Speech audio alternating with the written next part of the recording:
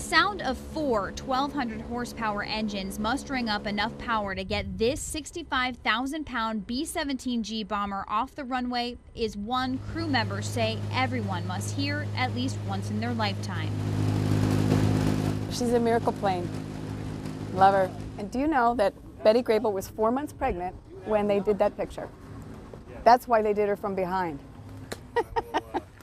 Her husband, her widower, actually gave us permission to use her image. After all, Grable was a well-known pinup girl during the World War II era, which is when this plane was in its prime. The bombers each could fit 2 pilots, a bombardier, radio operator, and 5 gunners. It could hold 13 machine guns and a 9,600-pound bomb load, which earned them a deadly reputation with the Japanese.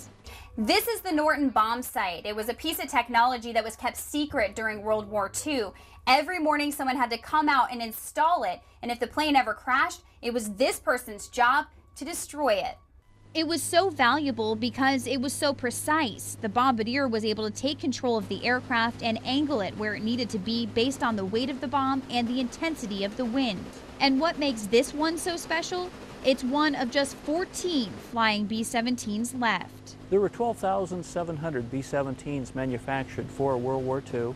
This was one of the last ones to be manufactured. It was used in the Pacific War and then retired out. It was eventually bought by the Commemorative Air Force, and Tuesday the Flying Fortress flew over Sioux City in honor of the late Colonel Bud Day.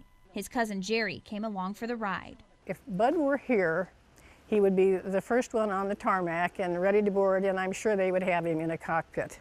They would have him as a co-pilot, if nothing else. And the sight of this giant plane brings up memories for Jerry, back when B-17s took off from the airfield that's now named for her cousin. Now I'm actually going to be able to fly in one of those huge things that I saw flying over when I was a child. And I know they're not nearly as huge as they were in my mind when I was a kid, running out the kitchen door and looking up above and seeing one of those fly over. At the Mid-America Museum of Aviation, Heather Lee, Siouxland News.